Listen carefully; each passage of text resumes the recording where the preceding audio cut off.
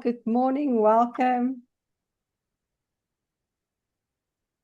Hi, Naina. Hi, Sachin. Hi, Miriam. Prabhu.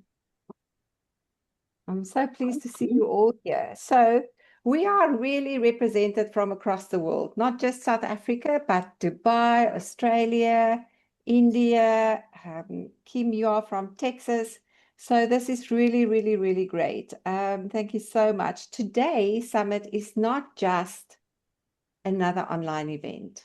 Today's summit really is going to be a gathering of hearts, wisdom, and transformation. Each one of us have had a life ball thrown at us, a curveball that we didn't know how we were going to overcome this, how we're going to come through this, how we're going to survive that. And yet, here we all sit with an amazing story to share with the world.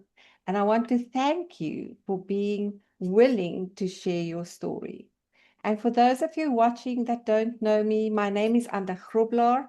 I am the founder of the Anelda Grobbelaar Bibi Foundation for Children with Cancer. We host annual angel parties for children with cancer, and I run a mastermind on finding your purpose in your journey from grief to gratitude. So my journey really began 24 years ago this year, when my second daughter, Bibi, was stillborn at 9 months. And for a long time, I felt that grief was so overwhelming. It was obviously an incredibly devastating period for my family. But over time, I discovered something extraordinary. And I discovered that grief can break you, or grief can awaken you, reshape you, and guide you towards your purpose. But at the end of the day, it's your choice. Okay. So today's summit brings together global voices who's going to share their insights on leadership, on transformation, on purpose, and on healing. So for each one of our speakers, I really want to thank you for sharing your unique wisdom that can help other people navigate their lives through adversity. So wherever you are joining us from today, our viewers, thank you so much. I invite you with an open heart and open mind. I hope you have a notebook and a pen ready, because each one of these beautiful people are going to share really, really golden nuggets with you that you can take with you and practice in your life. So let us begin. I want to introduce to you, first of all, Mr. David Nair. David is our first speaker. He has worked in the industry for over 30 years with VP, CEOs, and leaders from premium organizations across India. He is the founder of the Mental Resilience Mastermind, and David helps individuals unlock extraordinary performance through 3 pillars in life: faith, commitment, and discipline. He has a remarkable ability to electrify audiences while delivering simple yet powerful principles that create lasting transformation. David, thank you for being here this morning. Please welcome David with me. Thank you. Thank you so much. And I truly appreciate you organizing the summit for a start, and everybody else, welcome. Some of the faces I can recognize: Naina, welcome aboard.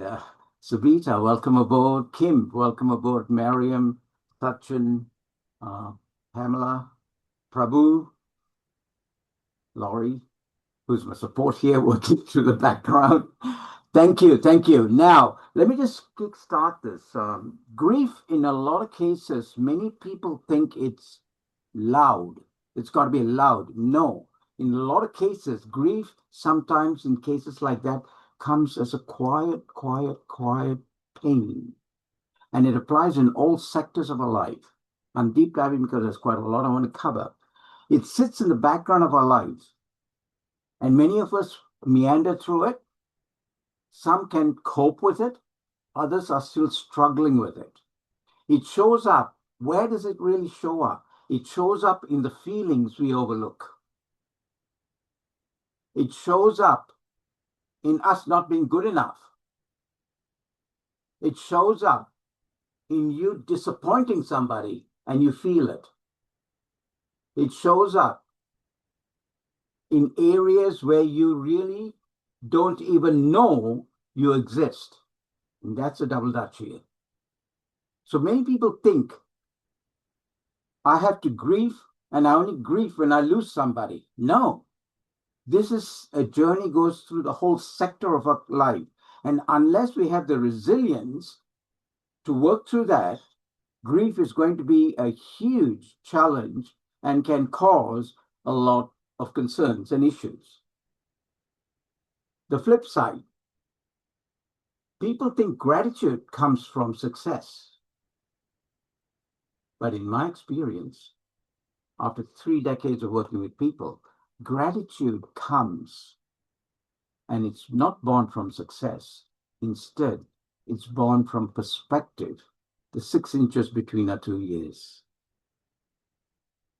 The 6 inches between our 2 ears. So you, as the captain of your ship, can monitor, can discharge it at whatever way you want it to. So my sincere suggestion is to look at how we build our own resilience as we work through and cope with such situations. There are times which you will fall. Don't be frightened to fall. Grieve through it, but bounce back like the rubber ball of a basketball. Unless it's blown up, it will not bounce back. And we need to understand that principle in life. The work I do today, the lives I've touched and had the privilege to touch, really gives me that thought. I'm here to do something, which boils down to one key element, your purpose, which I'll come back to shortly. Ladies and gentlemen, to kickstart my story, I'm not the guy that you see here today. If you rewind the video to when I was a student, or even before that, I was so shy, bound under the petticoat of my mother. Every time anything or anyone appears, that's the first place I'll go for recluse and shelter. But sincerely, what happened to me when that happened? I used to suck my thumb, like everyone else, get into that little syndrome. And that's a process of grieving. That kind of grief, in a lot of cases, unless you know how to come out of it, is irreversible. It shrinks within yourself. Few friends, but then had fantastic parents who decided to say, this guy's got to do something. Let's ship him out to a place called Australia to study. Now, I ask you this question. By just shipping you or moving from a location to another location, whatever you have with you, are you able to let it go? Or do you need to work on it? In most cases, the answer is you have to work on it. It just doesn't go just because you move locations. It's in here. It's already in here.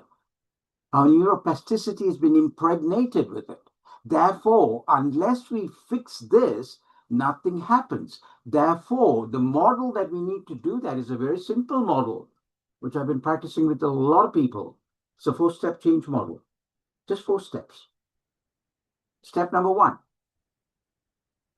Look at your current position. Step number 2. Raise your standard. Step number 3.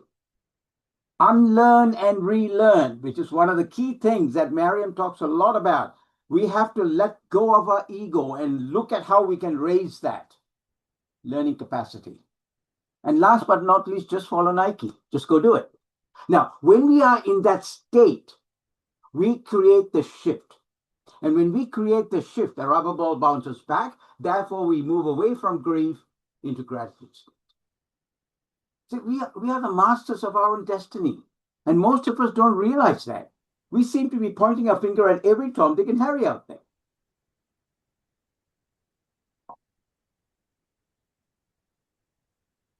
One of the key things that comes out of grief, and in turn gratitude is unless you have what I call your DMP, your definite major purpose in life, you will never be shaking off that grief. You will never. And what is a definite major purpose? A very simple thing. It's your Northern Star. And many of us have not even had time to sit down and reflect and say, this is what I need out of life. And those that have been following Mental Resilience Mastery would know there's 4 quadrants to your life: career, business, recreation, social, spiritual, family. All 4 of them make your holistic life. And there's grief in each sector of them. Unless we work through that, and it's going to keep coming to you till the day you die, we will still be carrying that grief. So my point is very simple. If I'm looking at coming out of that scenario, if I'm looking for a placebo, what do I need to do? I need to strengthen me. You need to strengthen you. When that strength comes in, that's when you bounce back. Your resilience is built. And that doesn't come automatically. It takes years of work. And only when you do that can you then bounce back. And my sincere suggestion, because of the restricted time, I would sincerely suggest take some time out, reflect. And those that are following the MRM philosophy would know every Sunday they do take the time off. Every morning they do take the time off. That's called me time. And unless you have that me time strong, your grief is going to carry you to the dungeons. For you to see the gratitude and work with the gratitude, what's going to happen, my friends, is you've got to get into familiar environments. You've got to get into a support network structure. And those 2 things are complementary to help you grow and help I grow. Yesterday, I had the pleasure of spending a couple of days with Alka, Dr. Alka, and her husband up in Cairns.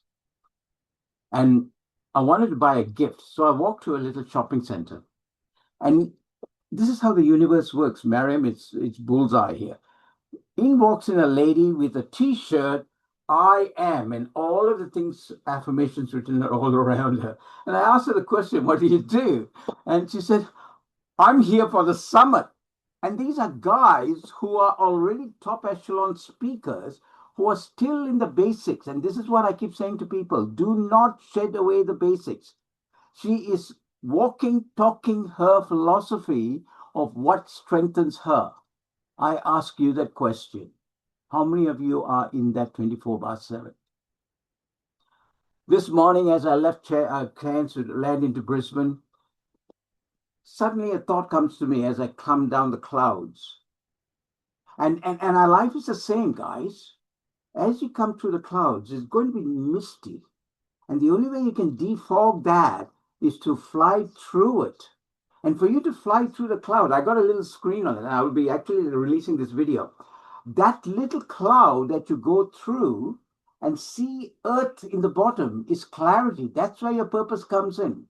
Your definite major purpose in life. And with that purpose in life, you're then able to spiral up out of that grief. It took me a long time to get my purpose. It was in the early 90s with the help of John Grinder. And my purpose is definitely put very simply, to create a mindset shift, a heart set shift, and a soul set shift in 1 million people, improving their lifestyle and that of the next generation, thereby they leaving behind a legacy for others to follow in their footsteps. I ask you the question, what is your purpose in life? What is your Northern Star? How are you coming out of your grief? Some of the questions you need to reflect upon, my friend. Thank you very much. Namaste. Have a good day. Thank you, thank you, thank you so much. But before you run away, I have a question for you. What is one simple daily habit that people can adopt to strengthen their mental resilience? Silence time in front of nobody else but you. And for me, it's the front veranda. You know it. I've kept saying that. Let the birds chirp and you sit down in silence and follow your 4-beat breathe. In the count of 4, hold in the count of 4, out in the count of 4, hold in the count of 4. And you'd be surprised what it does to you. Thank you so much. But you've also worked with so many leaders over the years. And I'm not going to say how many because people all think that you're only 52 years old. But I'm only how do 42. Oh, sorry, I got that wrong. How do leaders stay strong when they continuously face setbacks in life, in the workplace? Thank you, Randa. Let me answer the question another way. One of the coaching sessions I did for one of the leading banks in India, Standard Chartered, they were working under pressure. That particular division was a central office for a global Standard Chartered, which meant any transactions that happened anywhere in the world, they would all fax their data, or I should say telex their data information back into central Chennai, and this was working. And the guys were actually 24/7 tensed out. Now, unless you have a very good leader, a manager that drives them, they're going to be chasing the tail. And there's a guy called Muzamo. Moose came up to me one day and he said, Dave, I've got this manager. Every time I take anything to him, he cannot see the greatness in what I did. And I said, what makes you think it's so great? It's because I know it's good. And I said, well, learn to sell it to him. He said, but he doesn't listen to me. I said, very simple. You find your fix. What's your fix, you think? He couldn't come up with it. So I suggested one thing. Who's your best friend? And he mentioned a name. And I said, what I want you to do is pick up the phone now while you're with me, call your friend and tell your friend whenever you're in that state. See, I told you about having your mental framework worked on, okay? I said, whenever you're in that state, coming out of your manager's office, I would like you to come out to a phone, pick up the phone, dial the number of your friend, which you're doing now, and tell him, no long stories. Just tell him, hey, Mike, give me a doozer. And your friend will know at that announcement of a doozer, he will need to provide you with some form of relief. Aha, grief relief. And what then happens is he turns around and talks about stories, about cricket, about the times that you guys went chasing birds and girls and all of that. And that in itself is a relief, a placebo. You see, many don't understand. It's simple things like that that trick you to change around. And he did that. Guess what?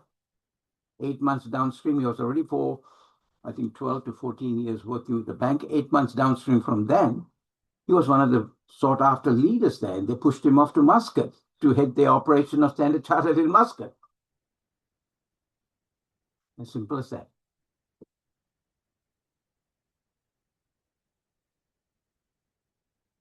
Can't hear you, Enda. You're muted. There's a Thank you button so there much. called, unmute. Press the green button. So thank you so much for reminding us that grief is not always loud. It can be soft and silent as well, but that we need to build that resilience so that we can bounce back when grief do struck us in life. Thank you so much for your time today. Right. I would like to introduce you to our next speaker, Dr. Barbara Johnson. Barbara holds an honorary doctorate degree for lifelong learning and is a specialized wellness and trauma counselor, as well as a life and executive coach.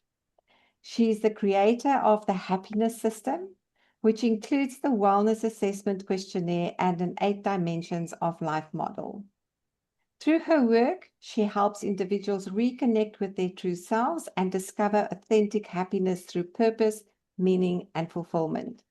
Please welcome Dr. Barbara Johnson. Thank you so much for being here, Barbara.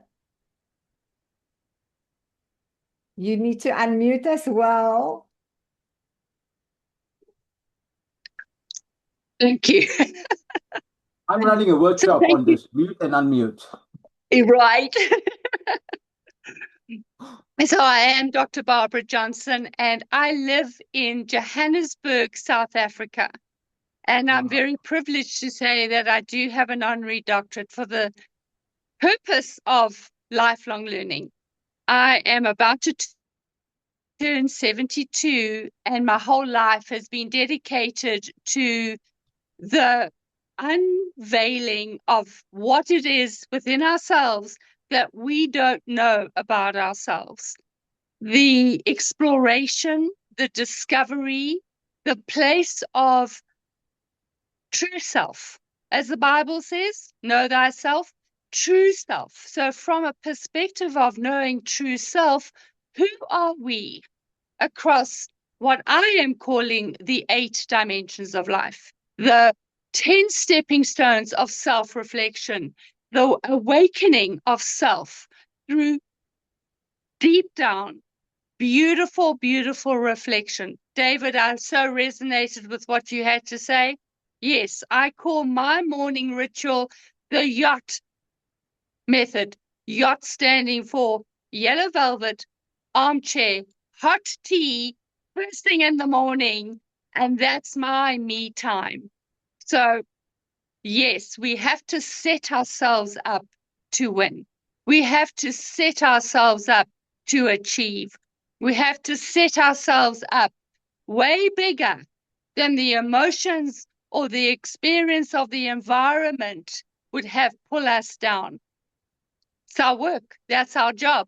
And when we can do it for ourselves, we can teach others to do it for themselves. For the sake of becoming better people, not in spite of, but because of the very circumstances that they find themselves in. The work of Dr. Viktor Frankl, I have his work as my main methodology. I love his approach. I love his action, and I love his focusing.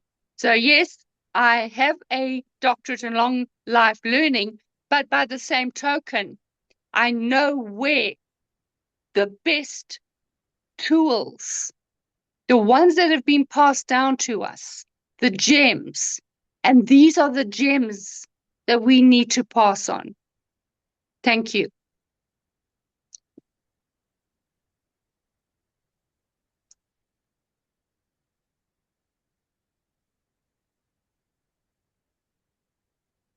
Have I lost you? You're muted, Naina. I am unmuted now. I want to ask you, what is the most important dimensions of life people often neglect? And can you explain to us your 8 dimensions that you are talking about? Oh, for sure. So my 8 dimensions are in my book. I've written 2 books, in fact 3. I'm about to write the 4th one. The 8 dimensions comes out of this book, Wimp to Warrior. So there they are, the 8 dimensions. The 8 dimensions are very simple, but we tend to forget that we have an expanse of life. And the 8 dimensions in my eyes are the emotional intelligence, the mindset, the way we look after our bodies, our temple, the habits that we take on a day-by-day basis, the currency of energy, be it money, be it physical energy, be it environmental energy, cultural energy, the relationship we have with people, our families, our friends, our colleagues, our world. How do we contribute? Number 7 is contribution. How do we contribute to the world? How do we make that world a better place? Through ourselves first. And then 8 is soul. What is our soul about? So those 8 dimensions are how I see life as expansive, as balanced, as kind to self, and reality. It's a reality check.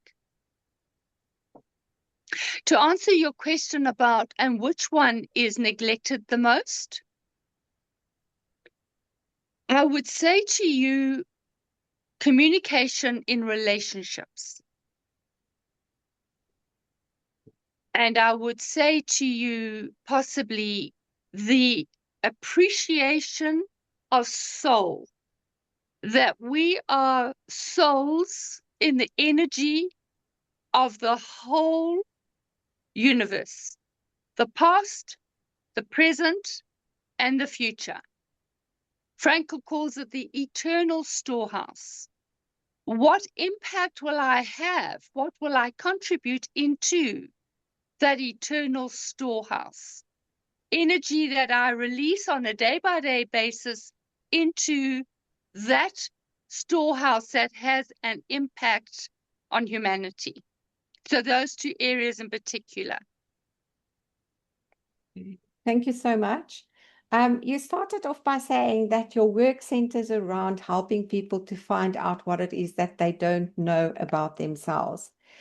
How can people then connect with their true, authentic happiness and themselves? Oh, that has been a lifetime of work. And to put it into a couple of sentences, the best way I can describe it now for our listeners is what I'm calling the happiness system. The happiness system comes off 23 years of trauma counseling and life coaching. I have put a model together that checks in with what is currently happening in your life. And there's a process. Yes, through trauma, through transformation, through transcendence into a triumphant life where we can measure the beginning, we can find out the process part that we're in, and we can measure the end. We can compare where I have been and where I have now come to. How have I become the better person over this process? The system is designed for self-reflection, for self-care, for self-acknowledgement, for self-appraisal, for self-appreciation, for gratitude. This is what this whole summit of yours is, and that you have pulled together for the sake of gratitude. Yes, we all suffer grief, frustration, pain. But how do we find in those areas of pain and grief the gratitude? How do we find inside that gratitude? And those are the questions we ask. These are the questions my books ask for a self-acknowledgement and therefore non-prescriptive, a self-evaluation and growing process that I guide my clients through. Thank you so much, Barbara.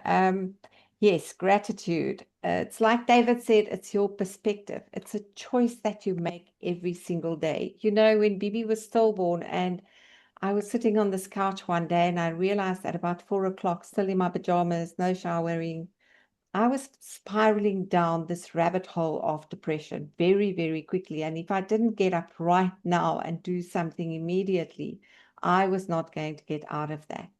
But from that day forward, what I did in the morning, and it sounds really, really, really simple, but I would open the curtains and the blinds in Laneki's room. She was only 4 at the time. And I would say, thank you, God, for this new day that you have given us. It didn't matter whether it was raining, whether the wind was blowing, whether the sun was shining. It was just starting to build that inner thankfulness that I still have a child that I can go to, that I can hold. And in the afternoons, when she came home from play school, I would take her into the garden and we would look at the different colors of green, of where the sun was shining on the grass or whether there was shade.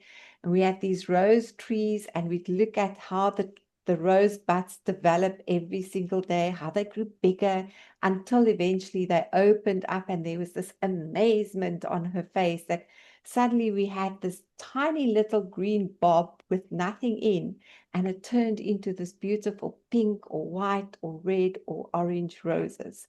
So gratitude really is about whether you make that choice and what your perception is.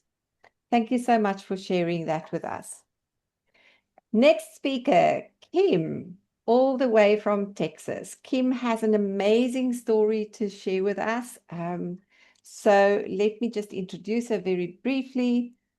Kim came to the United States as part of a Vietnamese refugees family and went on to build an extraordinary life of service and empowerment. A graduate from Texas A&M University and the University of Texas Dental School, she practiced dentistry for more than 2 decades before expanding her mission into coaching, mindset, and spirituality.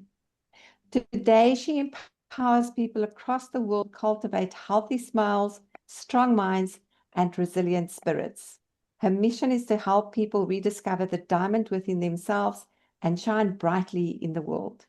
Join me by thanking Kim and welcoming her this morning. Welcome, Kim. Thank you so much. Thank you so much, Anda. Thank you for your invitation. If I may, I want to share a little story. It is almost 2 a.m. here in Texas.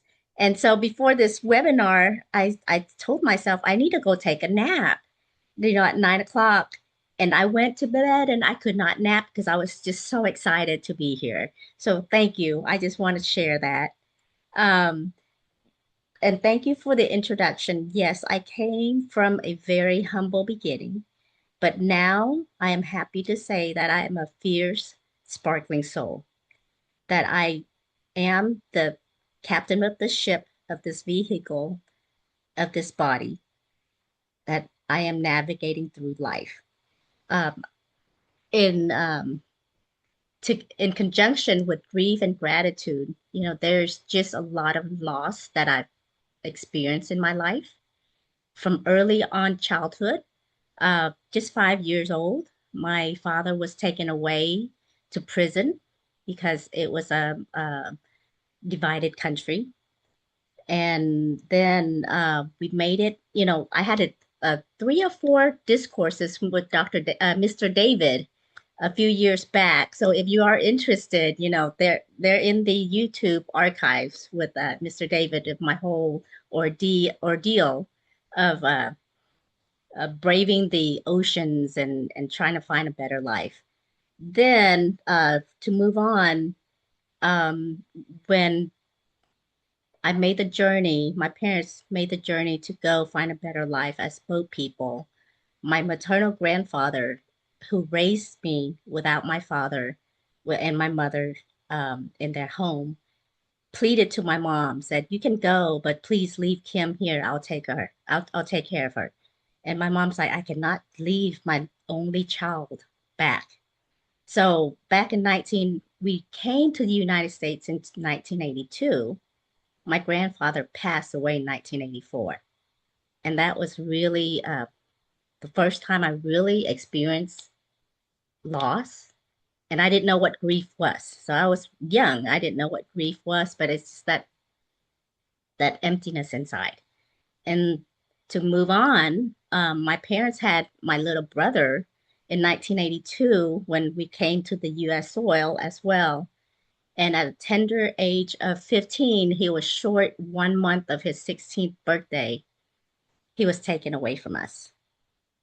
And that was the devastating blow that, I didn't know what to do. That's my baby brother. So grief started to tell me, okay, that this is what you're experiencing. This is grief. I didn't know what it was. Then just a few years now, I lost my father in 2018. So with combined all those losses, I had to sit back. I said, what is going on?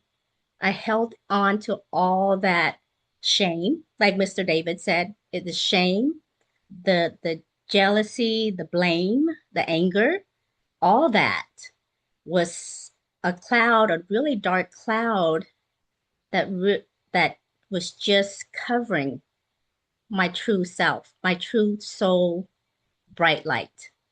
And that's what I call, I like bling bling. So I call diamond inside me. So as you can see, I put on my best outfit for you guys too. Anyway, so with my Buddhist teaching, Buddha taught that nothing is permanent. It's impermanence is life. And I start looking back, introspective, looking back into myself, and I start uncovering these layers of shame, of anger, just uncover it and just let it go. And a chance meeting, a chance teaching that came from a spiritual teacher came to me when she gave me a little gift. And I shared this in my video. She gave me this little, like a little teaching rolled up here. And it said, spend your life polishing up that diamond inside you, and you will see what happens. So at first I didn't get that. I'm like, what is going on? What is this diamond? But every day, like Mr. David said, sit with myself. I sit with myself in the morning and I just look inward because everything is inside. The whole universe is inside. And I saw this really bright diamond that is just covered with dust, with dirt, whatever it is, anger, shame, whatever it was. And I said, I need to shine it. I need to shine it. And every day, I worked at it. And I truly believe that I have to work on myself first before I can help somebody else. God has given me a lot of lessons and a lot of challenges. When I asked God for something, He gave me a challenge for me to overcome it, so then I can help somebody else. So that is my story, and I like to share what I do. I run a mastermind called Sparkling Fierce Sparkling Souls, where you polish your diamonds every day. You work at it, you polish, and then it shines. It shines for a while, and then sometimes you forget the environment. It gets a little bit darker again. So you keep on doing it. It's a journey. Another teacher has told me it's really the journey and not the destination. Enjoy the journey. Um, and also I do a lot of self-care where, um, like Mr. David said, I sit with myself, but I also now move my body. When I feel energy that is not serving my highest purpose, I move. I just move. And just to add, I am a yoga instructor and I'm also a pole fitness dancer. So that's how I move my body. Thank you for the opportunity. Kim, thank you so much. Thank you for being vulnerable, for sharing that vulnerability with us. Your story is extraordinary. I love the fact that you have got this notion that each one of us have got this diamond inside of us that we just need to clean up every day so that we can continue to sparkle. And when there's a little bit of muck that's coming to set in, we can raise our vibrations. And whether it's listening to music, whether it's dancing, whether it's going for a walk, it's imperative and important that when you start feeling your energy levels going down, please raise them in whatever way works for you. Thank you, Kim, so much. I really appreciate you. Thank you. Hey, so our next speaker today is dear Sachin. And Sachin Shah is an emotional mastery and mind hacker coach dedicated to helping women over 30 overcome emotional trauma and hidden inner struggles. He's worked with more than 1,500 individuals. He has helped many women transform their lives in just weeks through his powerful Women Accelerator framework. Sachin believes people who don't need more motivation, they need emotional freedom. His mission is to help people stop surviving and start truly thriving. Sachin, welcome so beautifully this morning. Again, Sachin also has an incredibly beautiful story to share with us. So, Sachin, welcome.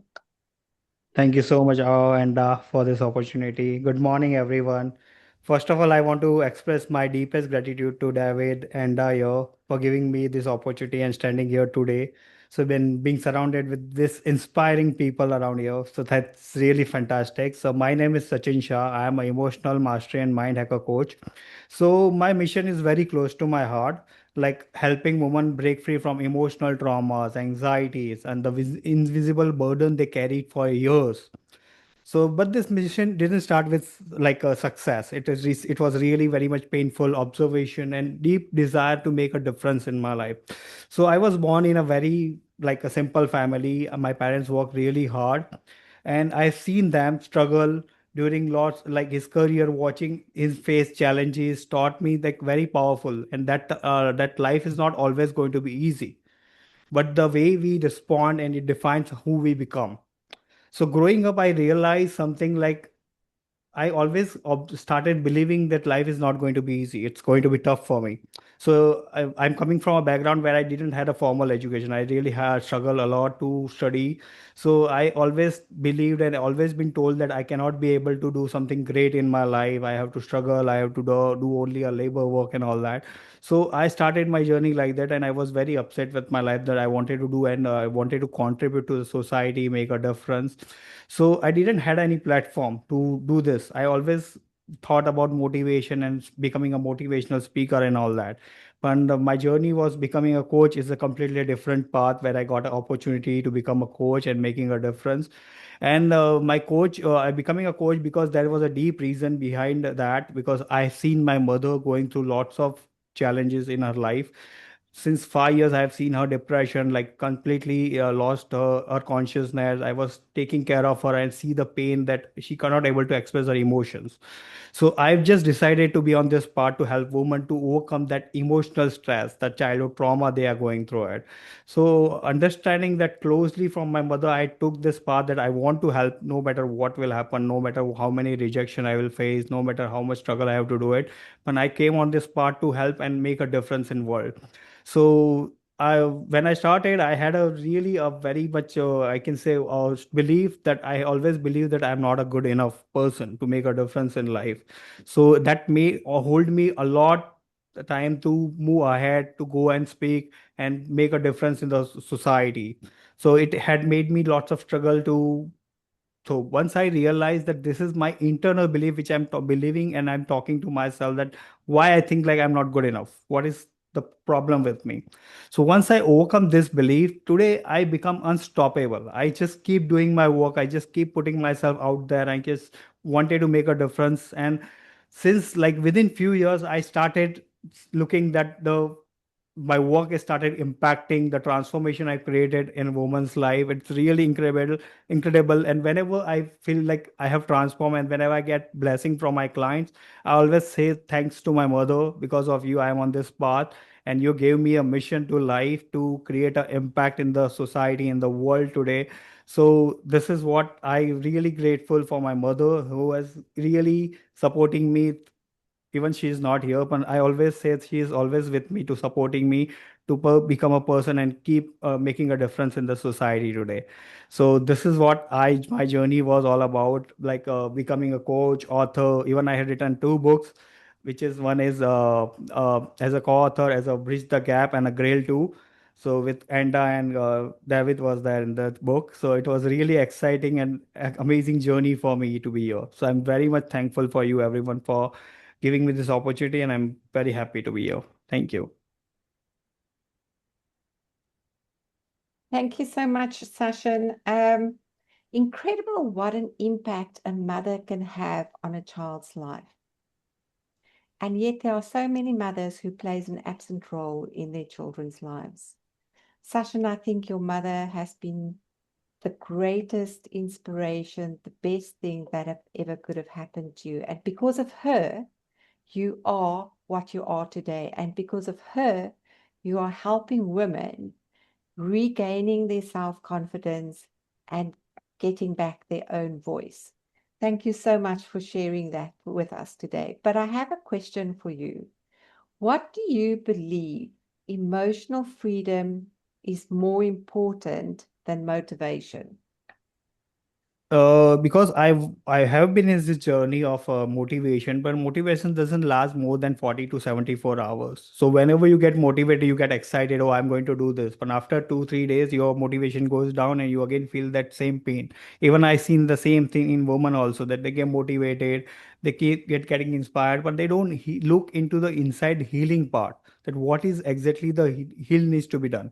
So motivation doesn't work for a long time, but the emotional healing and the emotional power of having a freedom, that's going to be a consistent and going to create a result in your life. Thank you. Thank you so much for that. But then I want to ask you also, what is the one mindset shift that can immediately change someone's emotional state? First of all, is all about limiting belief, what we believe about ourselves. For example, I have like recently coached many women, and one of the women I coached, she had a belief that she always feel that I always have to be depend on other, always give a priority to other people. So she keep believing these things, that my happiness depends on other. But once that belief has shifted, that she started making herself more priority, because until she is not happy, she cannot make other people happy. So that shift has really changed her entire perspective of life, and today she is like doing the stuff she never do earlier. She forgot everything what makes her happy, because she was completely doing everything for family and she forgot herself. But after realizing the belief that she has to make herself happy, today her life is really sorted. She is really getting a success in her career. She created a beautiful relationship. So that is what I can say, the belief system, when you can rewire and when you can able to understand that what is more important and what makes you really up who you are, that's what beliefs you need in your life to keep moving and get a successful life and happy life. Sachin, thank you so much. Just some comments in the chat.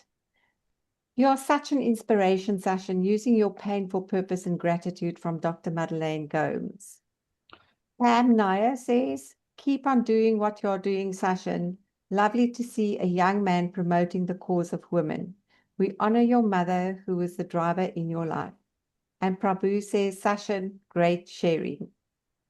Kim, I want to come back to you just briefly because there's some comments in the chat for you too.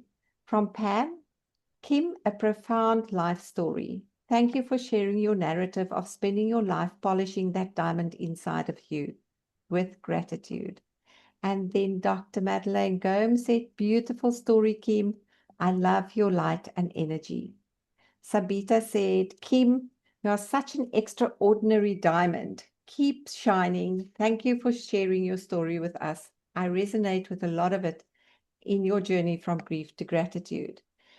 Kim, I just wanted to ask you quickly, how did your refugee journey shape your mindset and your resilience? My refugee journey has humbled me to the ground. So it has given me strength. It has given me the will to fight, and also the the gratitude and the gratefulness of the country that took me in and gave me all these opportunities. And I had capitalized on those opportunities by educating myself and putting myself on a higher level of social economic status. So it has helped me tremendously. Is how you look at is how I look at life. When God gives me a challenge, I don't say why me. I just say let me find ways to go ahead and be stronger and run ahead. Kim, thank you so much. Yes, it's that moving from why me to what is this teaching me? What is the opportunity in this challenge that I'm embracing? The last question for you, Kim. What is the first step someone can take to reconnect with their inner diamond? The very first step is awareness. Awareness only comes when you sit with yourself and look inside yourself. Awareness of your energy. If you feel down, or you have to know first, is that awareness.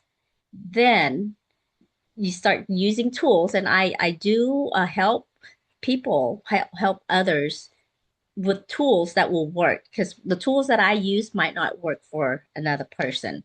I give tools, and you got to do all this stuff in consistency.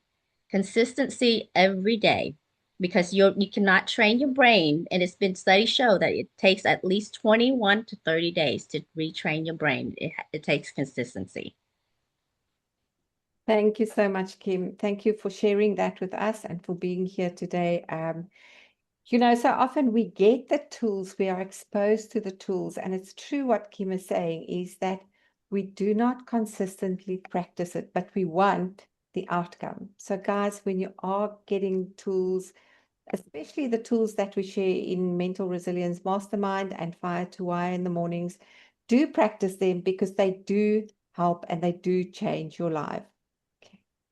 Thank you so much. I see Manjoo has joined us. Thank you, my love. I know she's running a retreat and she's in between her activities. So let me quickly introduce her and give her an opportunity before she appears again. Manjoo is our next speaker and has over 3 decades of experience helping people align their energy, environment, and well-being.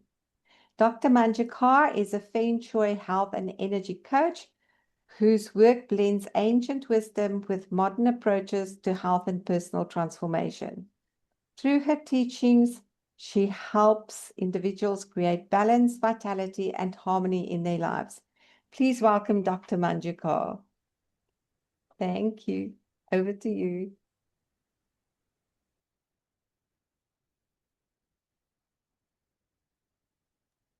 Manjoo, you need to unmute.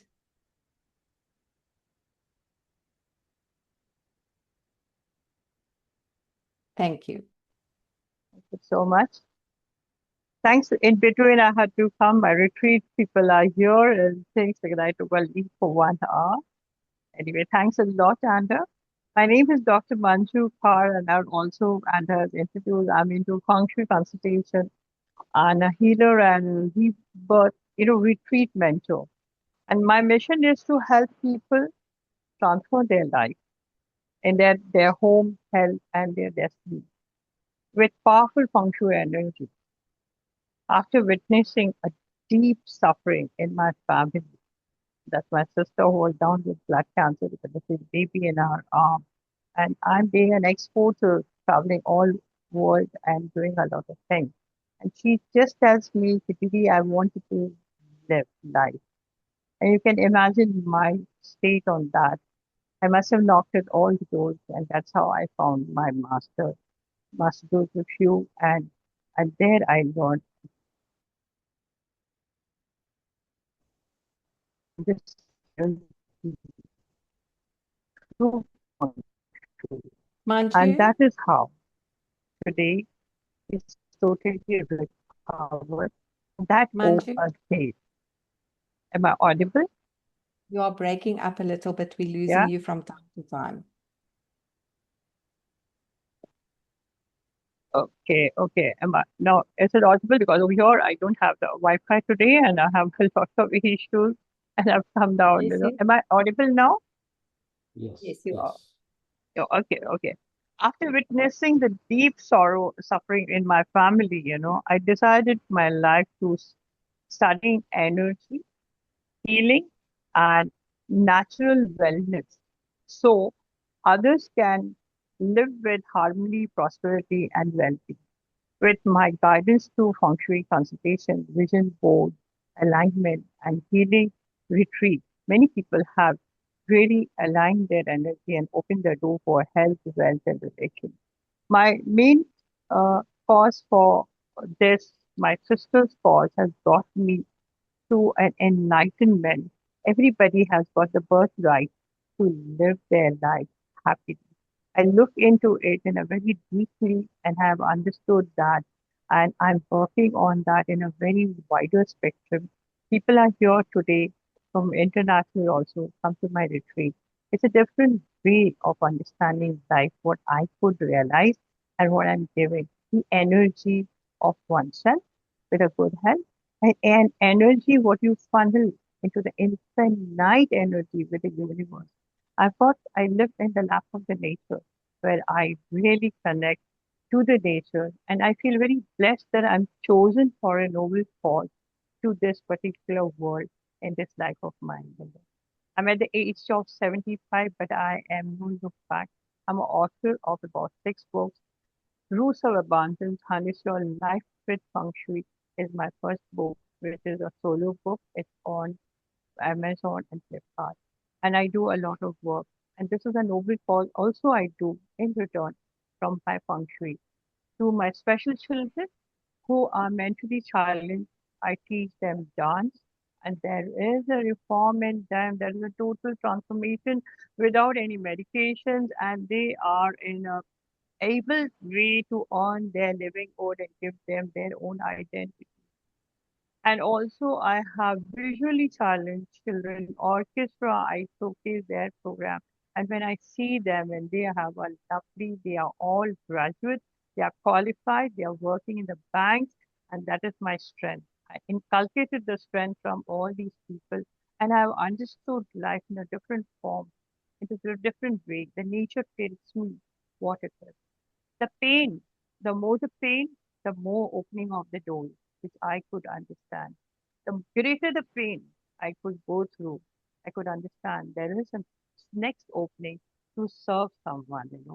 And today's the energy which I find now is a fire energy on the ninth period, which the world is already facing. It is what obvious to happen, the war and the condition and everything. All the energy, what I feel is in a very different way. We all can inculcate into us a collective energy to solace what is going on. And that is my mission. I've adopted the village where I am now in the lap of the nature, and there is a transformation on their health and their well-being.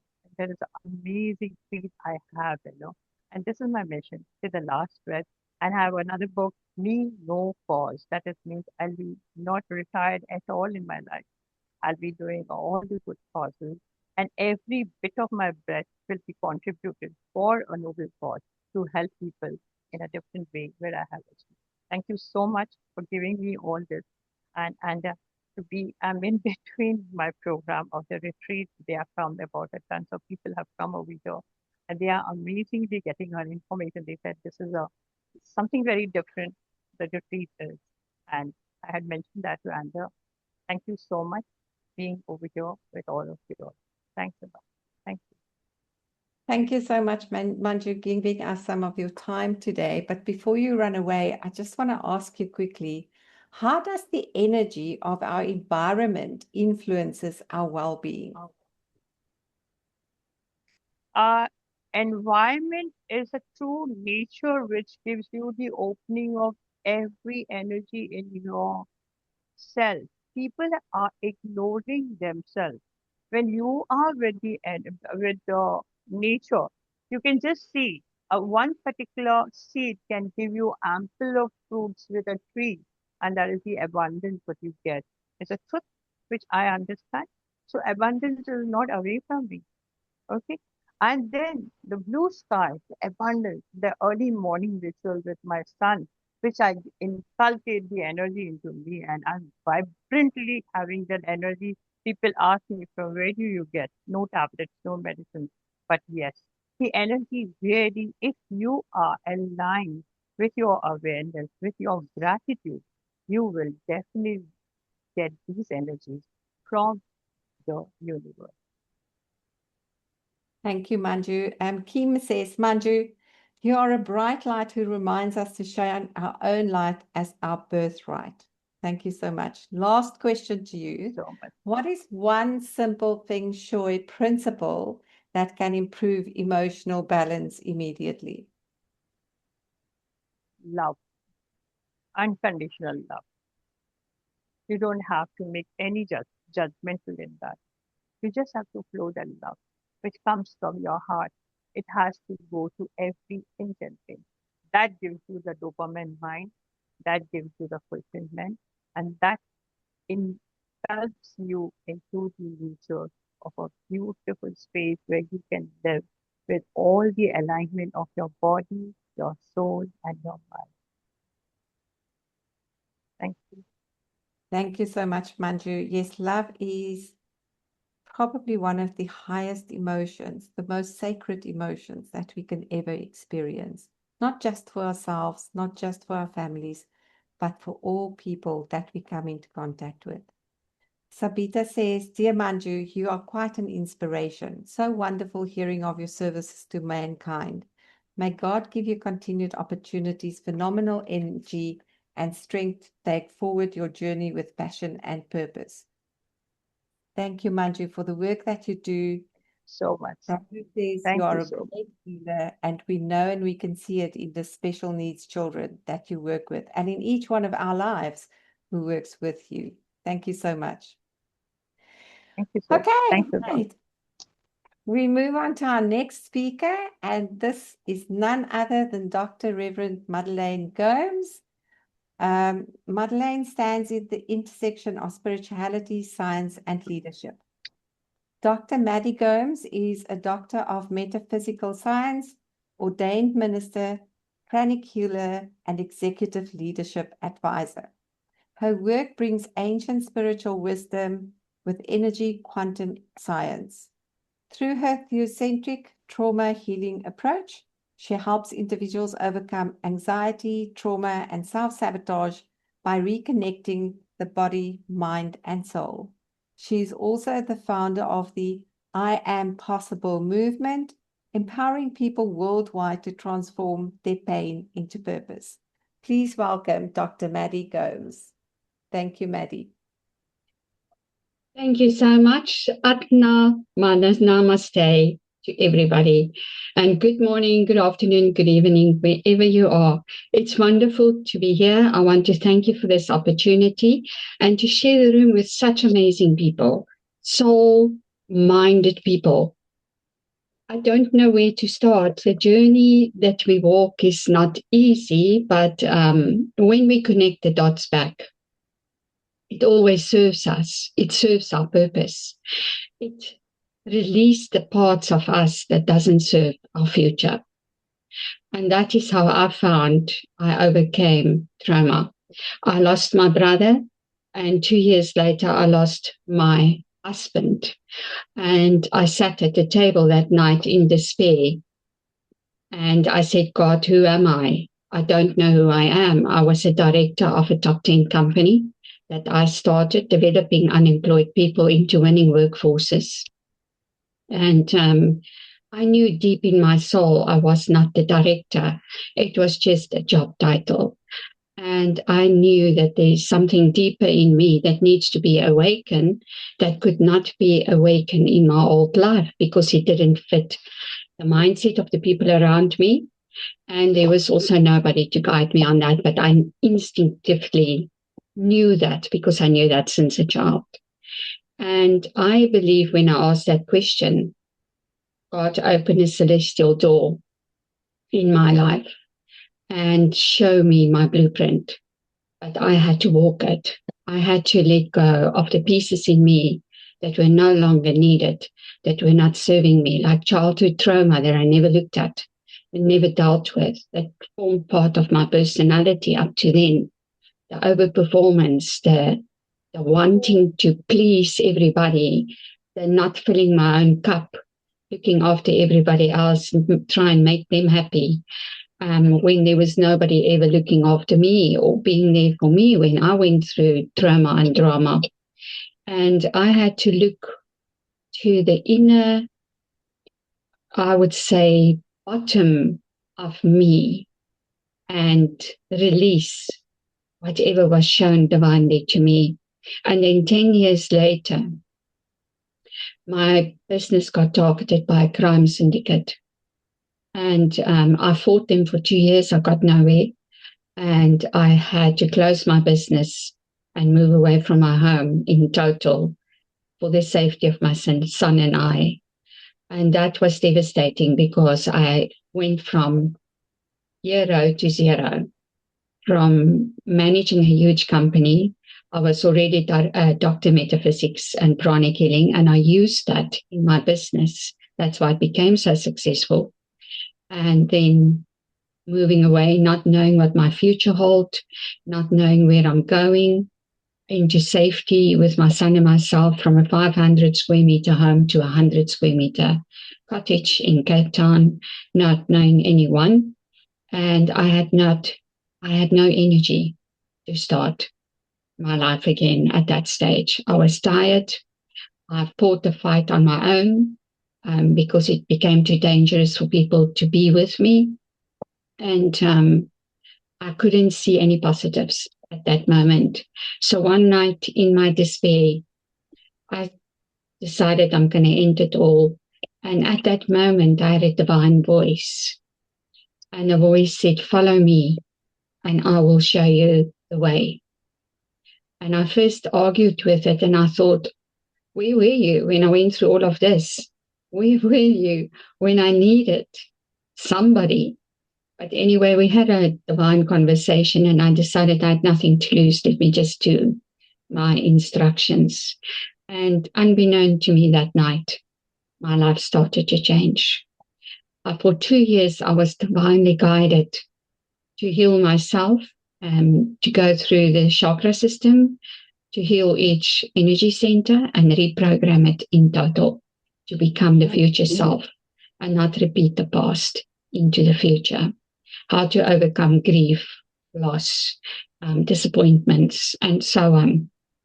And childhood trauma that puts you in the mindset of, I'm not enough. I am not loved. I am isolated. I'm ashamed. And whatever we tell ourselves. So it was a very in-depth journey. And then I realized I've got a program that can change people's lives. So that night I asked, what should I call the program? Because I had no idea where to go from here. I come from still the mindset of pure business. And I had another visit that night in my room that said, I am possible. And that's how the I am possible was born. I put it out on social media, and within a week, I got a call to say, can you teach the women in the refugee camps how to overcome trauma? And I said, yes. And I started my work there in the refugee camps. For nearly 3 years, I literally worked there in charge, just taught. Wherever the energy took me, wherever God took me and said, this is the next case, and I worked with horrific cases. I worked with women who were sacrificed as children and survived in satanic circles. I worked with abused women. I worked with students that suffer from procrastination. I worked with leaders around the world that suffer from high levels of anxiety and depression. And I learned that I actually work on the roots and patterns within people intuitively. And I wrote the I Am Possible program, which is an 8-step program that I teach on a very regular basis. And the program just finds itself. It finds its own clients and bring them to me.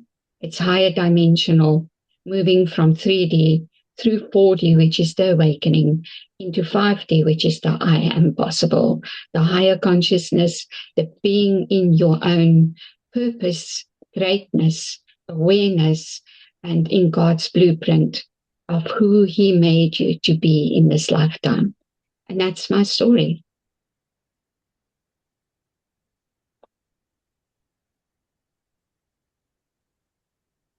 Maddie, thank you for sharing your story. It is truly such a touching story, like everyone else that shared here today. But I think the one thing that stands out for me from your story is that you actually just surrendered, and that God and the universe is taking care of you. Doesn't matter what happened.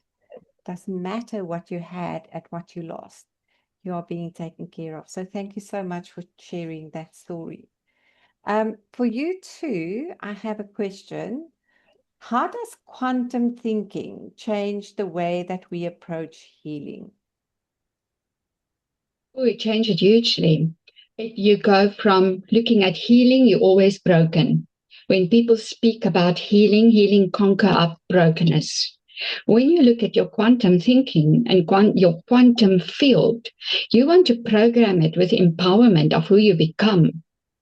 So how do we change our pain into who do we become? Is we take the pain and we say, what did it teach us? What wisdom did it teach us? Because within every wound in you is immense wisdom. How are we going to learn wisdom in life? We can't learn it in a book. We can only learn it through walking the journey. And then from the pain, alchemize that into wisdom. And with that wisdom, you program your quantum field. In other words, you become empowered. So I am not broken anymore. I am God's divine tool, an instrument to do what I need to do. I don't heal people. I show them their soul. I take them to their wholeness, their greatness, their purpose. And in that journey, they heal anyway, because I change the lens they look at life and their circumstances and what they experience, and I turn it into the future. And that is instant healing for people. I've seen miracles happen. So if you don't change your quantum field with wisdom, you're always going to be surrounded by pain. Thank you so much, Maddie. Yes, it's true. I think it's that lens that we look at through life. That is the one thing that we all have the power to change. My last question to you is, what does it mean to reconnect the body, mind, and soul? When we go through trauma, our emotions, let me start there, our emotions affect our bodies. We don't realize it. Like, just a short example. When we carry bitterness, anger, resentment in the heart, it not only affects your heart when you look at the chakra chart, it also affects your voice. It affects the tone of your voice. It affects the words that you use. But more than that, the Bible says that the heart is connected to the kidneys. So the kidneys are a filter in the body. And it says when God looks at us, he looks at the kidneys to see the heart. So whatever is in the heart sits in our filters. So the negative emotions blocks the energy in the body. And therefore, we get heart attacks, lung problems, cancer, and so on, because there's no chi, there's no flow in the body when we keep on thinking about our anger, resentment, bitterness, shame, and blame. So what happens to the soul is when we go through trauma, it scatters into pieces. I often felt like I'm floating. I cannot find my base again. And I knew pieces of me are everywhere because of the trauma that I went through. And I didn't know how to bring it back, how to bring it in, and how to put it back together again. It's a whole process. So the mind affects the body, not the body as in the suit, everything in the body. And then you become what is in that body. When my husband passed away, I went into delayed shock 9 months later. My body shut down. I nearly died, totally shut down. And that's when I met a spiritual teacher that taught me this, that the body is connected to your emotions. When you are bitter, when you're angry, when you're in unforgiveness, your body is like a bottle of poison dripping through every organ in your body. I often speak to leaders, and in the tone of their voice, I can hear how angry they are. And they are too proud to look at what they need to heal to become a conscious leader, leading through compassion. So that's the connection between mind, soul, and body. You cannot just think, I need to think positive. I need to be alchemizing. You need to do it on every level to become whole, to awaken to your soul. Thank you, thank you, thank you so much. At the end of the day, I think everything that everybody has spoken about so far comes back to being awakened, because it's only when we live in awakening state that we can live and be our true selves. Thank you so much. There was some comments for you, Maddie. Let me just get them, sorry. Sachin says, you are an inspiration. I understand the struggles of overcoming childhood trauma and becoming a strong woman today. That shows a true warrior inside you. A wonderful woman you are. And Sabita says, very poignant and meaningful story of your life, dear Madelaine. Teaches us a lot. Trust the universe to heal us inside out. Thank you for your profound learning and sharing. May you continue to be the instrument of love and healing the divine sent you to be. Thank you so much for your time and your attendance this morning, Maddie. Much appreciated. And now we come to our final speaker of the day, very energetic, Naina Mansukhani. Naina is globally sought after performance coach and TEDx speaker. She is the founder of the Naina Mindworks LLC, a UAI-based personal development company that works with corporate leaders, professionals, and entrepreneurs to build clarity, resilience, and powerful mindsets. A former corporate lawyer turned entrepreneur, her journey is one of constant reinvention. Her core message is simple yet powerful. When you strengthen the mind, performance naturally flows. Before we welcome Naina, I just want to say, Naina, if it wasn't for you, none of us would be sitting here today. Thank you for awakening my dream in myself. Welcome, Naina. Oh, thank you so much, Anda, and thank you so much for having me here. It's so nice to see so many of you. You guys are doing so well, and look at how beautiful everybody's looking and handsome. I didn't skip you, David. Handsome, everybody, all of you. Thank you. So, Thank you. wow, it's just amazing. And some of your stories are so beautiful. I'm surprised there are no books about you guys or movies made on you. I mean, it's so inspiring. I truly feel like this Sunday morning, I can speak for myself, has been very, very inspiring for me personally. What beautiful journeys you've had. And for the people who are sitting here and listening with so much respect, I also want to say thank you so much for investing your Sunday morning to such a wonderful conversation. So, I'm going to talk and stay on topic about why grief to gratitude is such an important part of our journey. And a quote comes to mind. Most sailors and most captains are very good captains when the sea is calm. But when the sea gets rough, that's the true test of a good sailor and a good captain. And I do really want to emphasize on how grief plays a part in bringing out the best in you. Sometimes when things are going really, really wrong in your life and you have been forced to be pushed out of your comfort zone, you really get to understand the true test of your character. And how many of you have seen that in your life? Nod your head. Like your grief and your challenge has probably brought a side to you that you didn't know. And what I want to say about that, I have been raised by very, very strong women. I lost my dad at a very young age, and my grandmother has been, I think, the starting point of what I've seen when it comes to being a very grateful, happy woman, regardless of all of the challenges that she went through. She came from a very wealthy family, but during the war, she had to leave her estate, her wealth, everything, and just escape with four little girls. And she raised a beautiful family. But one thing I noticed about her is that she never allowed herself to be a victim of her circumstances. And she was so full of love because sometimes when you go through experiences that are bitter and you've gone through grief, it can make you a bitter person. But it did not allow her to be defined like that. She was the most loving woman I've ever known. And that taught me a lot. My first lesson to moving on and being very strong with my life came from my grandmother. And I think that was a very defining experience to watch her every single day be this person she is. From there to now where I'm at, I will speak about a very recent challenge that I overcame and how that's shaped me for the better. because I looked at it from a space of gratitude, not immediately, but eventually, because it was a difficult time. So after I finished corporate law and worked with some of these major companies, I decided to get into the personal development space. And I worked with family. How many of you have heard never work with your family? Raise your hand. Anyone heard that?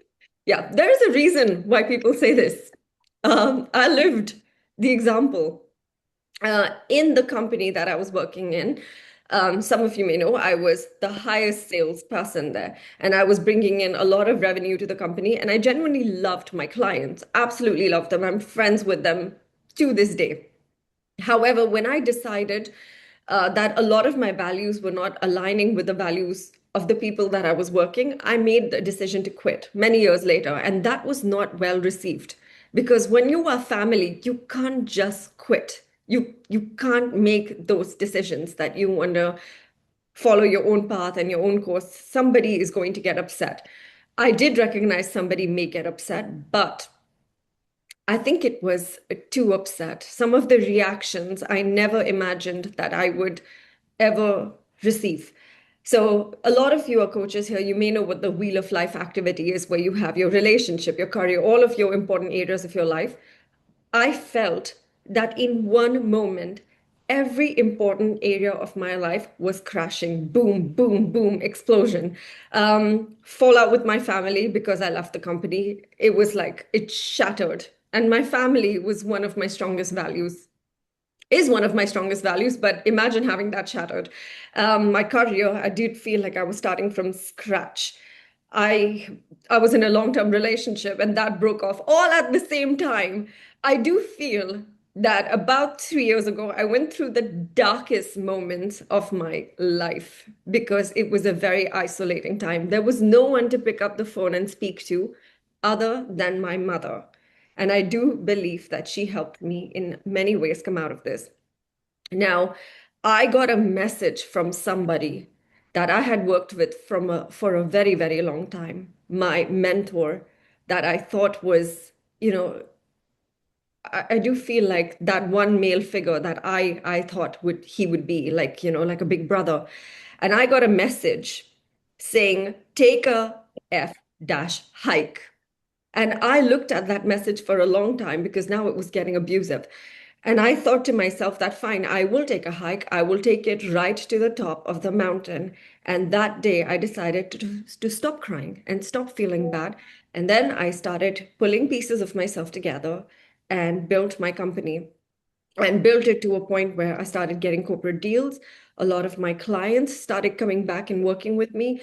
And I think it just changed my whole life. I did things that I never thought I was capable of.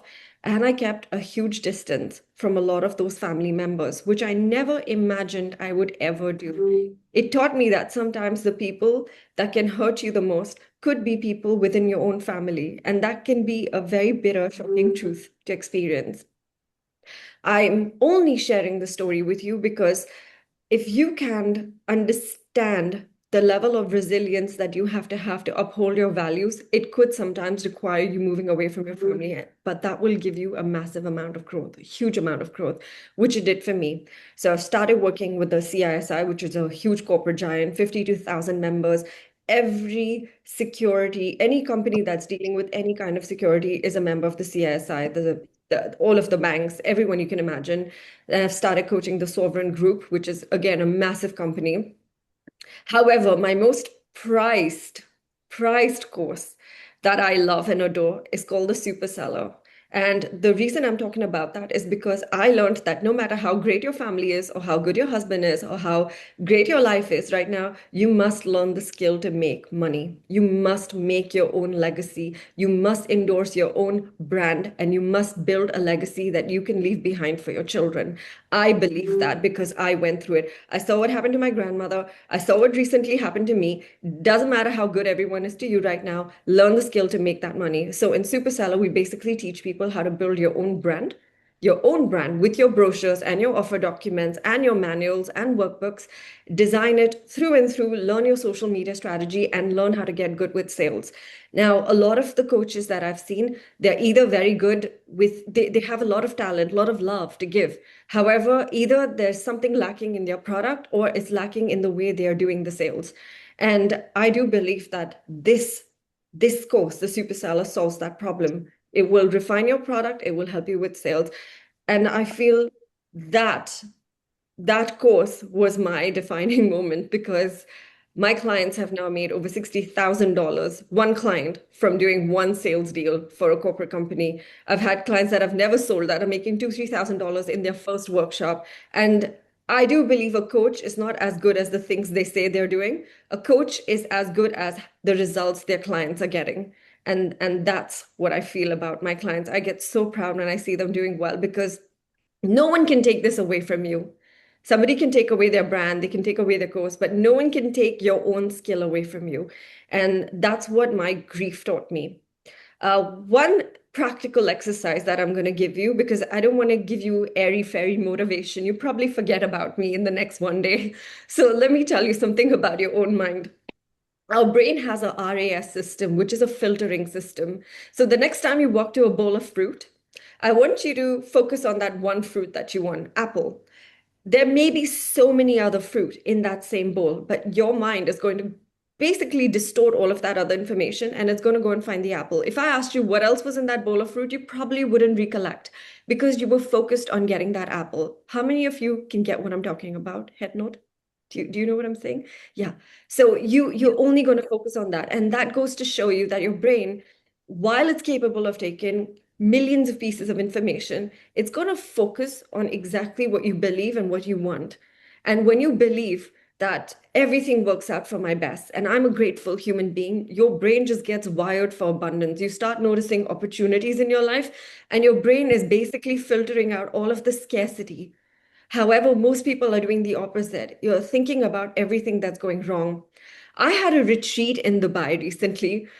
It was going to happen on the 3rd, 4th, and 5th of April. You all know what's happening in UAE right now. Yeah.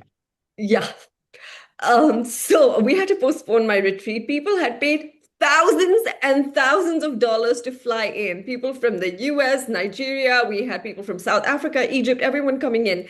And I had to have the tough conversation, like a full meeting with people, to say, okay, we're going to have to postpone this in-person event.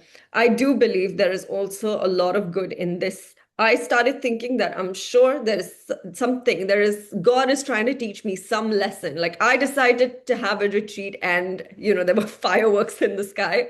Seriously, what are the chances of that? But I do feel like this event was to teach my clients how to do their own live events. And I do feel through me, they learned that if an unpredictable situation such as this happens and it's out of your control, what do you do? Because this is probably the worst thing that can happen to someone when they're doing a live event.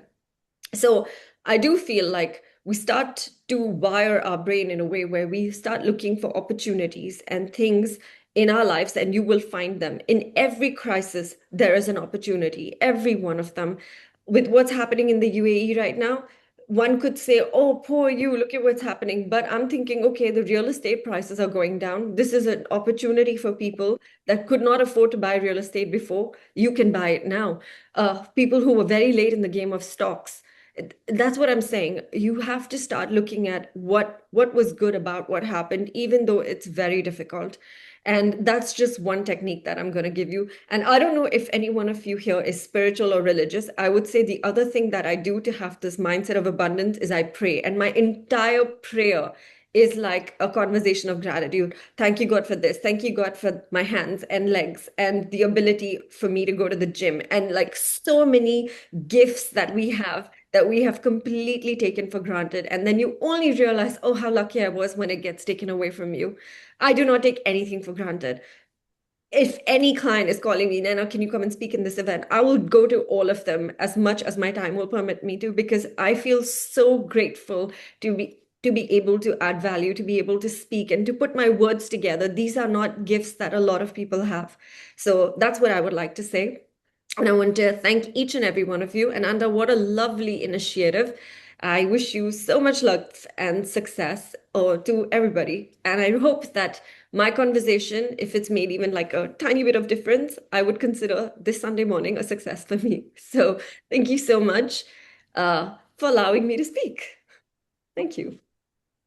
I told you she's full of energy. Naina, thank you so much. You know, it's very true that we make choices in our lives. And I think the way that you are handling where you are at right now is such an incredible example. And Madelaine is saying that a dark night of the soul when we start awakening the process. Great story, Naina. But my dear Naina, I want to ask you, what mindset shift helps professionals perform under pressure? That I believe the mindset is that I can handle it. That I can handle it. Think about your life and all of the challenges that you've been through, and you've handled those challenges enough to tell the story about it right now. So if you've handled a challenge before, you can handle it. Like, so the mindset that would help a professional perform is that God is only going to be able to give me what I can handle. I'll handle it. And I do feel that is the one that works. Very true. It comes back to the choices that you make. You can see this as challenges, or you can embrace the challenges as opportunities for growth. Very true. Prabhu says, you're a super coach, Naina. Love your story and the distinction you bring every time. Sachin says, your energy is awesome. Thanks for sharing great insights. We always love your energy, the impact you create in any event or session. Awesome, Naina. Ladies and gentlemen, we now move on to our next speaker, and it is my great honor and privilege to introduce to you Keiok Lim.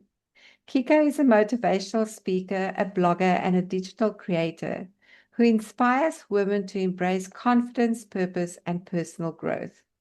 Through her uplifting storytelling and practical insights, she encourages women to break free from their limiting beliefs and unleash their full potential.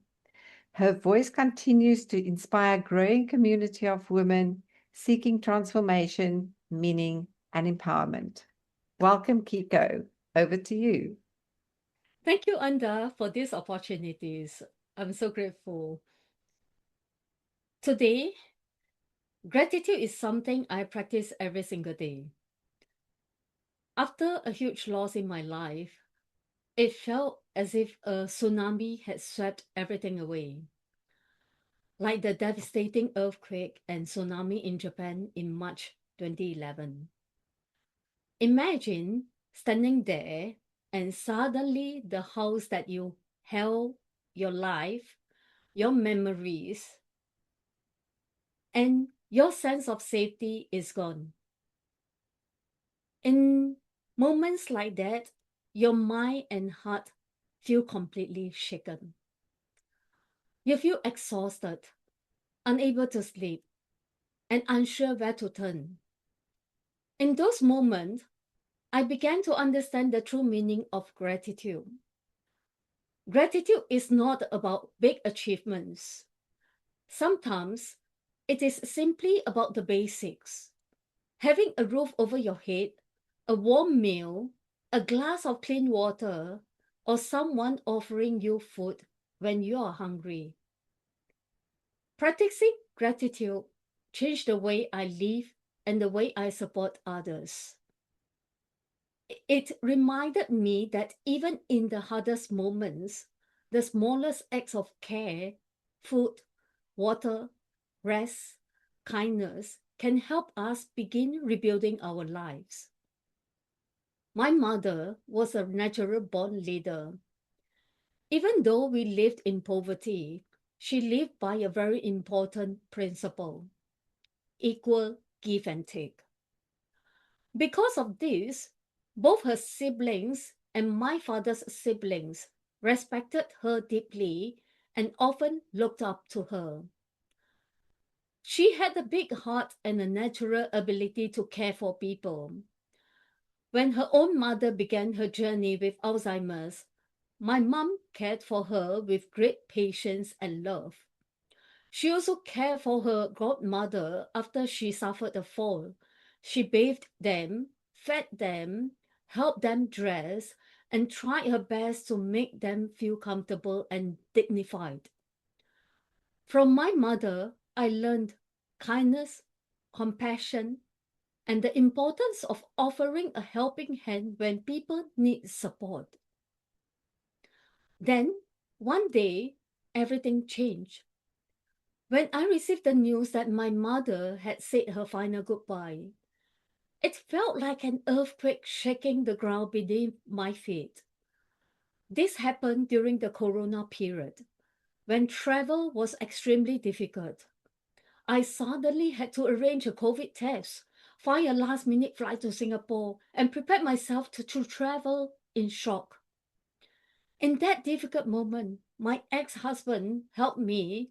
He assisted me in booking the COVID test, helped prepare food for me so I would remember to eat, and came with me to the airport to make sure I could board the plane. I even received the travel approval letter from Singapore just 5 minutes before boarding, and I had to run to the gate. Emotionally, I entered a state of complete meltdown.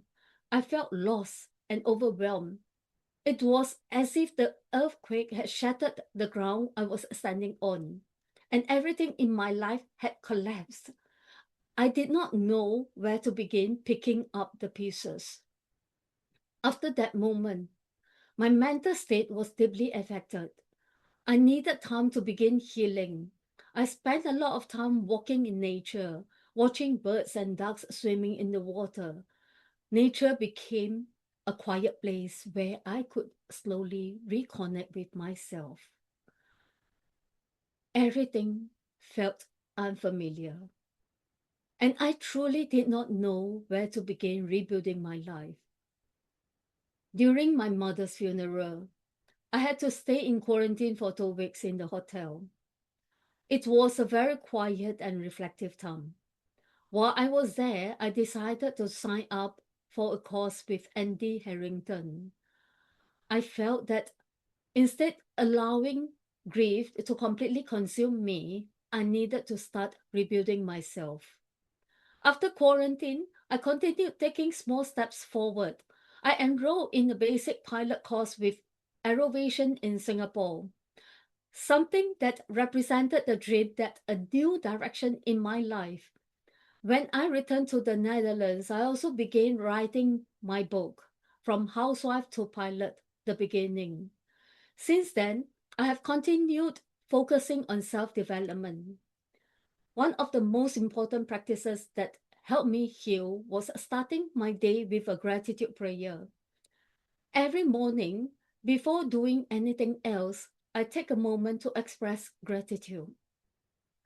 This simple practice helped shift my mind from pain towards appreciation for what still exists in my life. I also joined Impact Theory University and participated in the 90-day challenge. Every week, we were given a task, and my focus was simply to complete that one task. Step by step, week by week, I submitted my work before midnight on Sunday. These small steps helped me rebuild my confidence and retrain my mind. Through this journey, I realized something very important. Nothing in life is guaranteed. Events like the global pandemic can change everything. Because of this, protecting your mental health is one of the most important things you can do. When your mind is strong, you can slowly rebuild your life break by break. Through this journey from grief towards healing, I discovered 3 practices that help me transform pain into gratitude. I would like to share this with you today. If this message resonates with you, and you are on your own journey from grief towards gratitude, I warmly invite you to join my program, From Grief to Gratitude, Rebuilding Your Life Break by Break. In this program, I guide participants through practical steps that help you rebuild your own life. gratitude practice, resourcefulness, and strengthening the mind through personal growth. Together, we take small steps to rebuild life, one break at a time. Thank you, Anda. Thank you so much, Kiko. What an incredible story about your mother, how she had such a big heart and she could give love to so many people despite her giving up her own comfort. But having had that example, you have built your resilience. You have learned to put yourself back together again after not just the loss of your mother and then your dad and your divorce. You have come out so much stronger, and now you're able to lead other people to build that same mental resilience. I want to ask you, though, a question. You work with women. What is the biggest limiting belief that you see women struggle with today?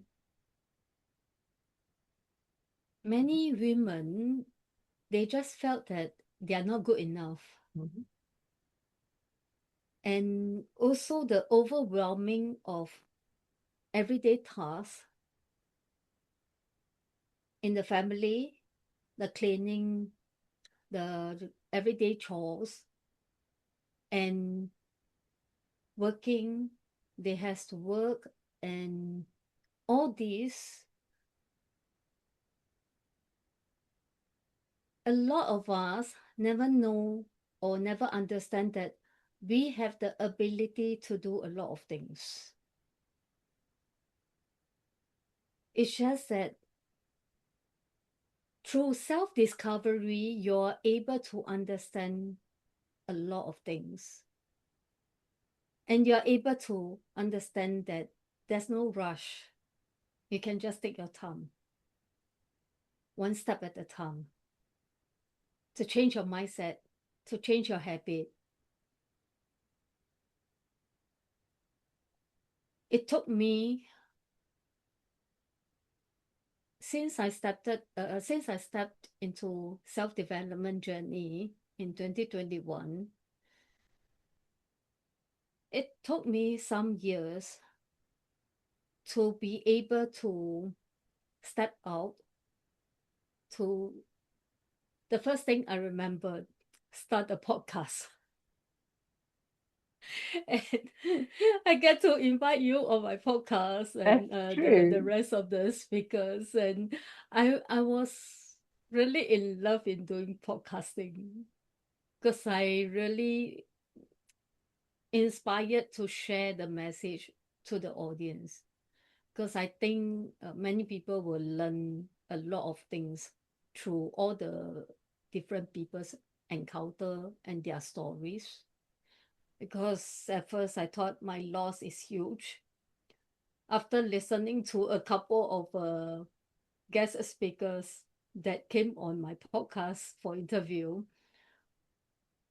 the loss all of you been through is bigger than my loss. That is what I felt. And yeah, it's amazing that, I'm connected to you, and I'm so honored to be on your program today. Thank you so much, Kiko. I think, everybody's loss in their own perspective is the biggest loss that anybody can ever suffer. So I think, yes, the loss of Bibi was big. It was a turning point in my life.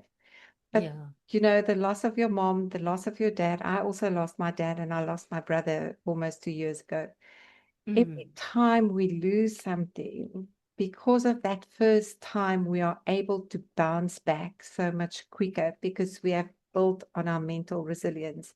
And this is what we are Yes. doing with these women that are not feeling good enough and that are becoming overwhelmed with all the expectations placed upon them. I want to also just ask you last question. Have you got any advice for women who are feeling stuck in their life journey?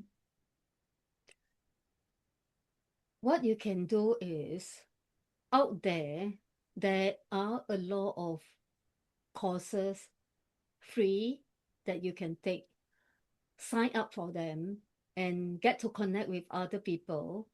And on top of that, you get to learn something new.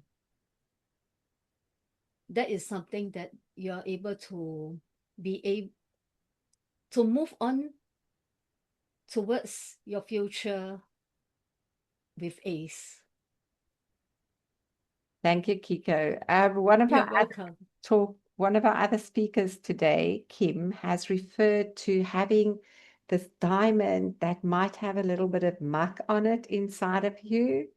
But when you practice gratitude and you do your gratitude prayer like you do every day, you work on that little diamond and you clean it bit by bit by bit. And eventually, Yes. like Kim says, you will have a sparkling soul of a diamond. And that is what we are working towards. That is so true. we are all, we need to shine our light. Yes. To those that need to find support, because we are all here to give support to everyone that go through their journey. Kiko, thank you so much for your time today. I really appreciate your presence, and I really appreciate the fact that you chose to come and sit with us and invest this time in yourself. Thank you so much. Thank you so much, Anda. Yeah. Ladies and gentlemen, that brings us to the end of our session today. Thank you so much for joining. But before we close down, Sabita says, "Dear Naina, you are the knight in black armor today.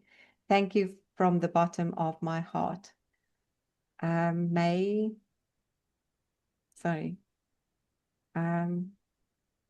you continue to be the beacon of incredible hope to countless souls in your lifetime. Your super salad message was very powerful. Lots of takeaways. Thank you, thank you, thank you. Before we close this session, I want to ask everyone, what is the one word that would describe your journey today?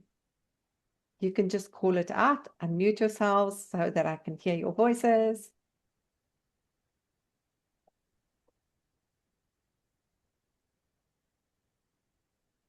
Pam says gratitude. Barbara? Reaffirming. Reaffirming. Anyone else? Purpose. Purpose. Sachin, unstoppable. Miriam, the stories shared are held with honor, deep gratitude. Thank you so much. So Ramadevi says resilience. David, surrender. Okay. So we started off and I said to you, each one of these speakers are going to tell you about resilience, healing, and mindset, leadership, energy, and purpose. Sabita says total surrender with faith and gratitude.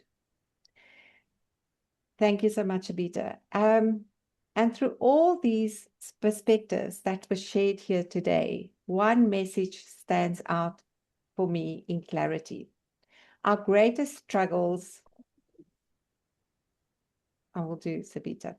Our greatest struggle can become the doorway of our greatest purpose.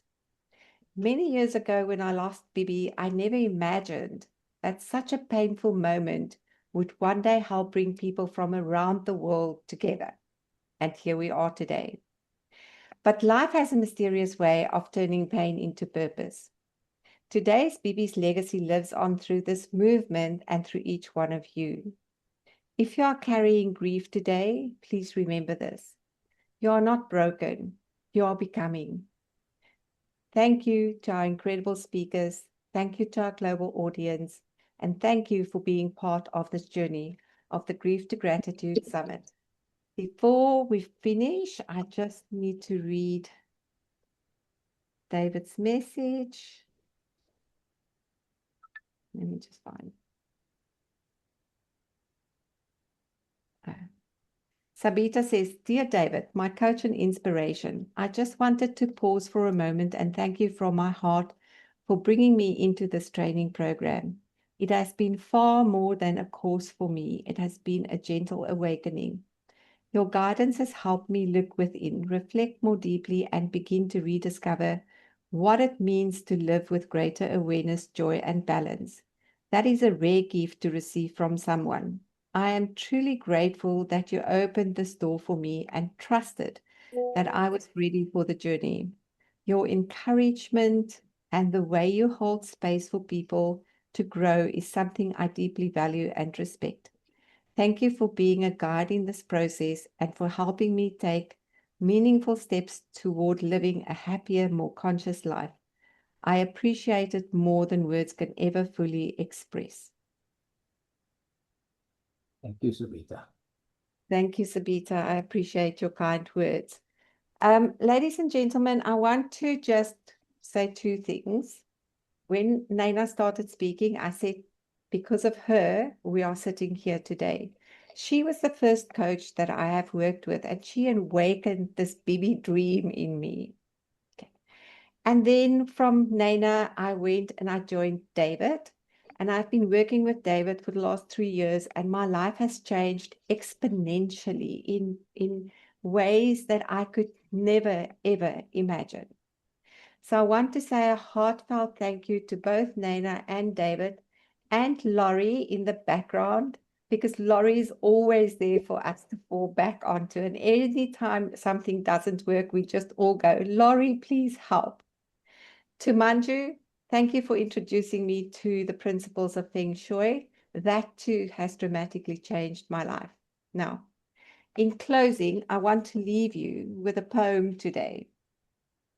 And it's a poem that I got from a friend when Bibi was stillborn, but it means so much to me every single time I read this. And it goes like this. Just for today, decide to be happy today, to live with what is yours, your family, your business, your job, your luck. If you can't have what you like, maybe you can like what you have. Just for today, be kind, cheerful, agreeable, responsive, caring, and understanding. Be your best, dress your best, Kim. Talk softly, look for the bright side of things. Praise people for what they do and don't criticize them for what they cannot do. If someone does something stupid, forgive and forget. After all, it's just for one day. Who knows? It might turn out to be a nice day. Ladies and gentlemen, thank you so much for your time today. I wish you a beautiful, beautiful, beautiful Sunday, wherever you are. Have a great day. Thank you. Thank you so much. Thank you, So and much. really Thank you, Dave. appreciate it. Thank you to Thank all. you, everybody. Thank you, everyone. Thank you. Thank you. Have a wonderful week. Take care. You Bye. too, David. Bye-bye. Robbie, thank you for Blessings joining. and thanks. Thank you. Thank you. Thank you. Thank you so much.